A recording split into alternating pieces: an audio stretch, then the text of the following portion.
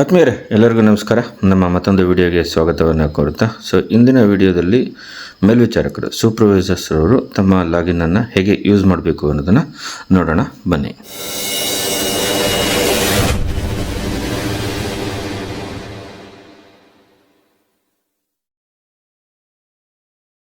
Login ಆದ ನಂತರ ಮೊದಲಿಗೆ ಈ ರೀತಿ ಇಂಟರ್ಫೇಸ್ ಬರುತ್ತೆ. ಅಲ್ಲಿ ಸೆಲೆಕ್ಟ್ ಎನ್ಯುಮರೇಟರ್ ಅಂತ ಇದೆ, ಅಲ್ಲಿ ಹೋಗಿ ಎನ್ಯುಮರೇಟರನ್ನು ಸೆಲೆಕ್ಟ್ ಮಾಡ್ಕೋಬೇಕಾಗತ್ತೆ.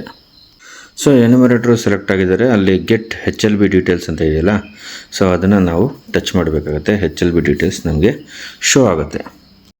ಲೊಕೇಶನ್ ಪರ್ಟಿಕ್ಯುಲರ್ಸ್ HLB 1/1 ಅಂದರೆ ಒಂದು ಬ್ಲಾಕನ್ನು ಕೊಟ್ಟಿದ್ದೀವಿ. HLB ನಂಬರ್ ಸೆಲೆಕ್ಟ್ ಆಗಿದೆ. ಸ್ಟೇಟು, ಡಿಸ್ಟ್ರಿಕ್ಕು, ಸಬ್ ಡಿಸ್ಟ್ರಿಕ್ಕು, ಟೌನ್, ವಿಲೇಜು, ವಾರ್ಡ್ ಕೋಡು, ಹೌಸ್ ಲಿಸ್ಟಿಂಗು, ಬ್ಲಾಕ್ ನಂಬರ್ ಎಲ್ಲ ಇಲ್ಲಿ ನಮಗೆ ಶೋ ಆಗ್ತಾಯಿದೆ. ನೆಕ್ಸ್ಟ್ ನಾವು ಏನು ಮಾಡಬೇಕು ಅಂತ ಅಂದರೆ click to check the record ಅಂತ ಇದೆಯಲ್ಲ, ಅದನ್ನು ಪ್ರೆಸ್ ಮಾಡಬೇಕು. ರೆಕಾರ್ಡ್ಸು ಫೆಚಿಂಗ್ ಆಗುತ್ತೆ, ಸ್ವಲ್ಪ ವೆಯ್ಟ್ ಮಾಡಬೇಕು. ಆಮೇಲೆ ರೆಕಾರ್ಡ್ಸ್ ನಮಗೆ ಸಿಗ್ತದೆ. ಈಗ ನೆಕ್ಸ್ಟ್ ಪೇಜ್ನಲ್ಲಿ census house particulars view already filled data. ನಿಮಗೆ ಗಣತಿದಾರರು ಕಳಿಸಿದಂಥ ಡಾಟಾ ನಿಮಗೆ ಇಲ್ಲಿ ಸಿಗುತ್ತೆ. ಲೈನ್ ನಂಬರ್ ಪ್ರಶ್ನೆ ಸಂಖ್ಯೆ 1 ಸೆಲೆಕ್ಟ್ ಮಾಡ್ಕೊಳ್ಳಿ, ಫೆಚ್ ಅಂತ ಕೊಡಿ.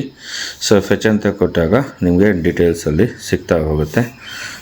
ಇದು ಗಣತಿದಾರರಿಂದ ನಿಮಗೆ ಫಾರ್ವರ್ಡ್ ಆಗಿರ್ತಕ್ಕಂತಹ ಒಂದು ಡಾಟಾ ಆಗಿರ್ತದೆ. ಲೈನ್ ನಂಬರ್ನ ಸೆಲೆಕ್ಟ್ ಮಾಡಿ ಫೆಚ್ ಅಂತ ಕೊಡ್ತಿದ್ದಂಗೆ ಬಿಲ್ಡಿಂಗ್ ನಂಬರ್ ಆಟೋಮೆಟಿಕ್ಕಾಗಿ ಬರುತ್ತೆ, ಮತ್ತು ಸೆನ್ಸಸ್ ಹೌಸ್ ನಂಬರು ಕೂಡ 4 ಡಿಜಿಟು, ಅದು ಕೂಡ ಆಟೋಮೆಟಿಕ್ಕಾಗಿ ಶೋ ಆಗುತ್ತೆ. ಈಗ ನೆಕ್ಸ್ಟ್ ಏನು ಮಾಡಬೇಕು ಅಂತಂದರೆ ವ್ಯೂ ಆಲ್ರೆಡಿ ಫಿಲ್ಡ್ ಡಾಟಾ ಅಂತ ಇದೆಯಲ್ಲ, ಆ ಆಪ್ಷನನ್ನು ಬಳಕೆ ಮಾಡ್ಕೋಬೇಕಾಗತ್ತೆ. ಡಾಟಾ ಈ ರೀತಿ ಶೋ ಆಗುತ್ತೆ.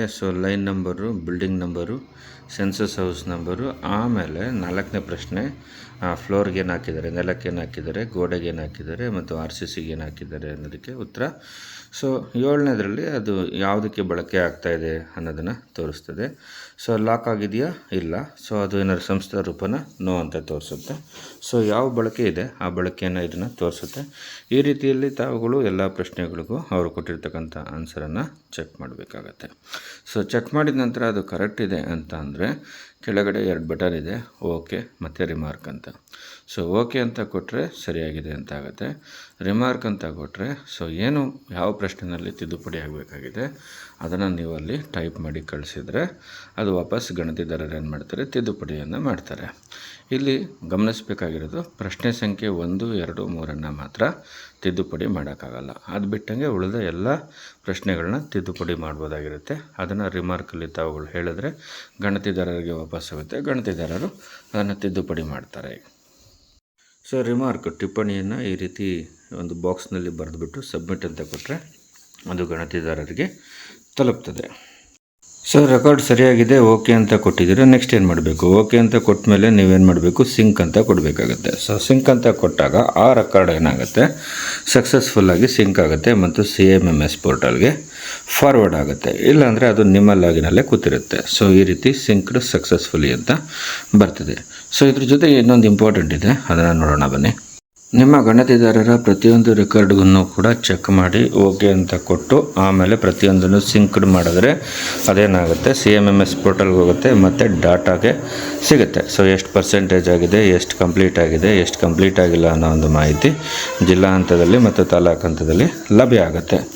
ಅದರ ಕೆಳಗಡೆ ಒಂದು ಬಟನ್ ಫ್ರೀಸ್ ಮಾಡಿದ್ದಾರೆ ನೋಡಿ, ಆಲ್ ರೆಕಾರ್ಡ್ಸ್ ಕಂಪ್ಲೀಟೆಡ್ ಸಿಂಕ್ ನಾವು ಅಂತ ಅದನ್ನು ಫ್ರೀಸ್ ಮಾಡಿದ್ದಾರೆ.